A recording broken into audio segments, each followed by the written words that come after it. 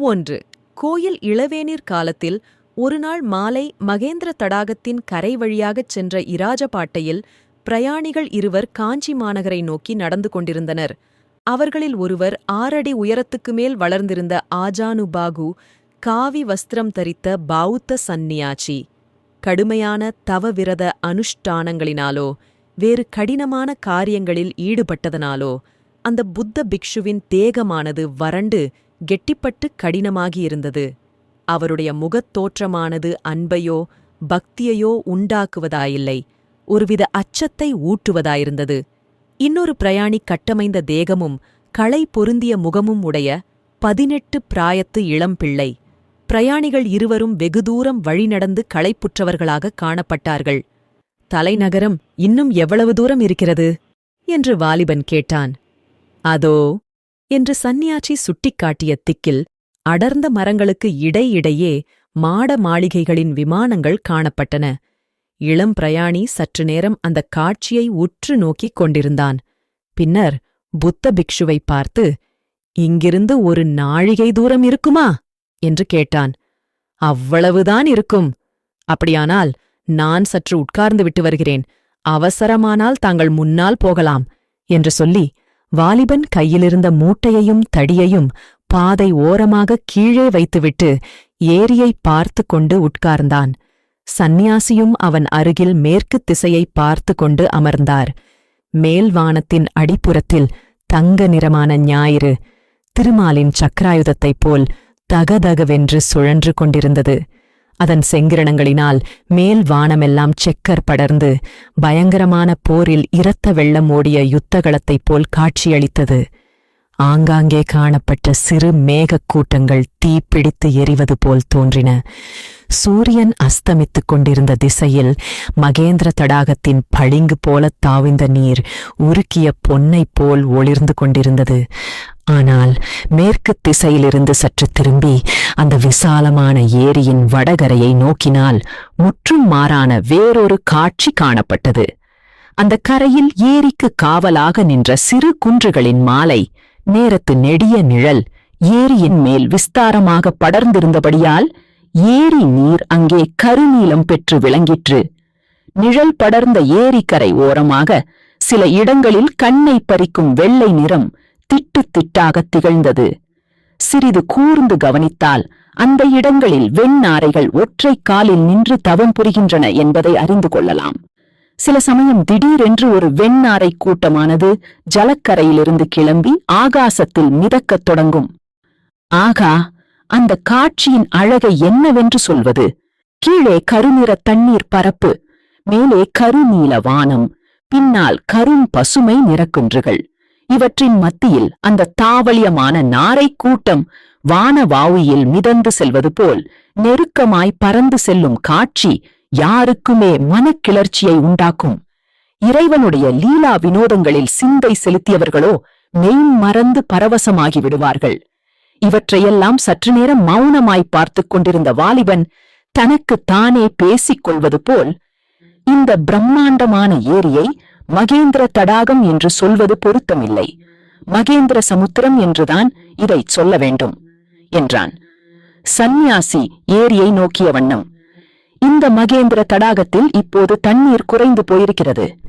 ஐப்பசி கார்த்திகையில் மழை பெய்து ஏரி நிரம்பி இருக்கும்போது பார்த்தாயானால் பிரமித்துப் போவாய். அப்போது நிஜ சமுத்திரம் போலவே இருக்கும் என்று சொல்லிக்கொண்டே எழுந்தார்.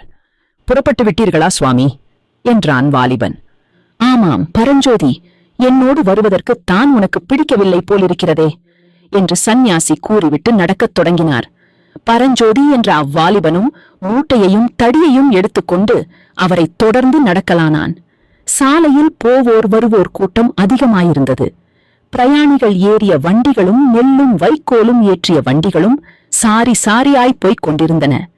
சாலைக்கு அப்புறத்தில் முதிர்ந்த கதிர்களையுடைய செந்நெல் வயல்கள் பறந்திருந்தன. கதிர்களின் பாரத்தினால் பயிர்கள் தலை சாய்ந்து விழுந்து கிடந்தன. ஆங்காங்கே சில வயல்களில் குடியானவர்கள் அறுவடையான கற்றைகளை கட்டிக் கொண்டிருந்தார்கள். வயல்களிலிருந்து புது நெல், புது வைக்கோலின் நறுமணம் கம்மென்று வந்து கொண்டிருந்தது. சற்று தூரம் போனதும் ஓர் அழகிய கிராமம் தென்பட்டது.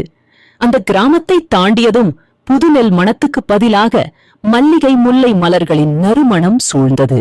இந்த வெண்மலர் பரப்புக்கு இடையிடையே தங்க நிறச் செவ்வந்திப் பூக்களின் காடும் காணப்பட்டது. இவ்வளவு பூவையும் என்னதான் செய்வார்கள் என்று வாலிபன் கேட்டான்.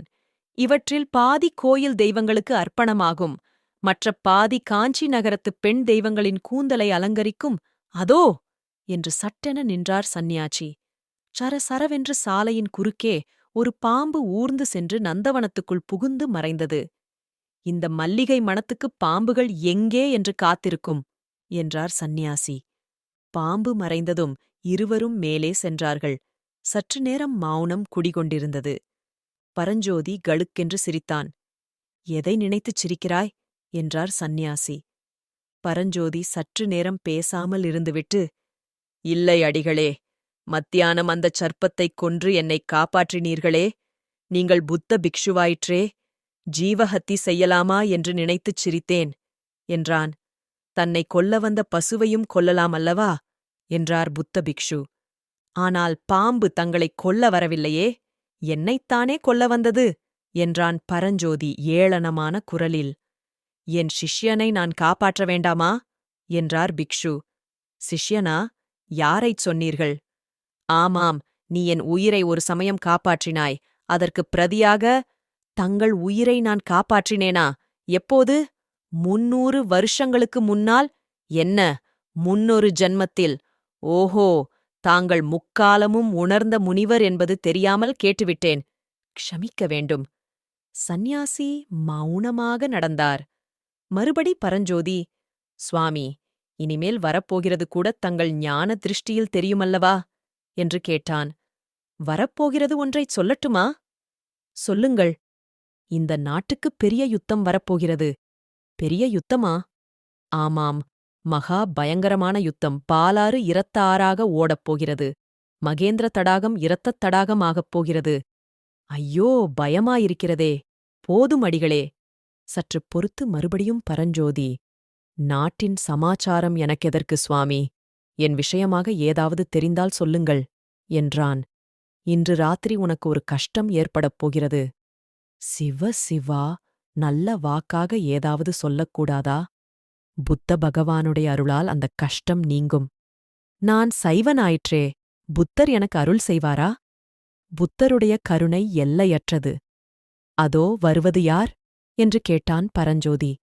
மங்கிய மாலை வாவிச்சத்தில் ஓர் அபூர்வ உருவம் அவர்களுக்கெதிரே வந்து கொண்டிருந்தது தெரிந்தது.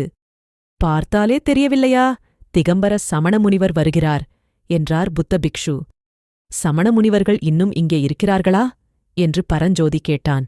முக்கால்வாசி பேர் பாண்டிய நாட்டுக்குப் போய்விட்டார்கள். மற்றவர்களும் சீக்கிரம் போய்விடுவார்கள். சமண முனிவர் அருகில் வந்தார். அவர் புத்த பிக்ஷுவைப் போல் உயர்ந்து வளர்ந்தவர் அல்ல. கட்டையாயும் குட்டையாயும் இருந்தார். கௌபீனம் ஒன்றுதான் அவருடைய ஆடை. ஒரு கையில் உரி கட்டித் தூக்கிய கமண்டலம் வைத்திருந்தார். இன்னொரு கையில் மயில் தோகை விசிறி கக்கத்தில் சுருட்டிய சிறுபாய். அவர் அருகில் வந்ததும் புத்த பிக்ஷு, புத்தம் சரணம் கச்சாமி என்றார். சமண முனிவர், அருகர் தாழ் போற்றி என்றார். இருட்டுகிற சமயத்தில் அடிகள் எங்கே பிரயாணமோ என்று புத்த சந்நியாசி கேட்டார். அதற்குச் சமணர், ஆகா, இந்த ருத்ர பூமியில் எனக்கு என்ன வேலை? தொண்டை மண்டலந்தான் சடையன் கூத்தாடும் சுடுகாடாகிவிட்டதே, தெரியாதா? நான் பாண்டிய நாட்டுக்குப் போகிறேன் என்றார். இன்றைக்கு முக்கியமாக ஏதாவது விசேஷம் உண்டோ என்று புத்த பிக்ஷு கேட்க, சமண முனிவர், உண்டு, விசேஷம் உண்டு. கோட்டை கதவுகளை அடைக்கப் போகிறார்களாம் என்று சொல்லிக்கொண்டே மேலே விரைந்து சென்றார். ஒரு காலத்தில் இந்த பல்லவ ராஜ்யத்தில் சமணர்கள் வைத்ததே சட்டமாயிருந்தது. அவர்கள் கிழித்த கோடு தாண்டாமல் மகேந்திர சக்கரவர்த்தி நடந்து வந்தார். இப்போது என்று கூறி புத்த பிக்ஷு நிறுத்தினார். இப்போது என்ன என்று பரஞ்சோதி கேட்டான். இப்போது சைவ வைஷ்ணவர்களின் பாடு இந்த நாட்டில் கொண்டாட்டமாயிருக்கிறது. ஓஹோ என்றான் பரஞ்சோதி. பிறகு, ஏதோ கோட்டை கதவு சாத்துவதைப் பற்றி சமண முனிவர் சொன்னாரே, அது என்ன என்று கேட்டான். அதோ பார் என்றார் சந்நியாசி. சாலையில் அந்தச் சமயத்தில் ஒரு முடுக்குத் திரும்பினார்கள். எதிரே காஞ்சி மாநகரின் தெற்குக் கோட்டை வாசல் தெரிந்தது. கோட்டை வாசலின் பிரம்மாண்டமான கதவுகள் மூடியிருந்தன.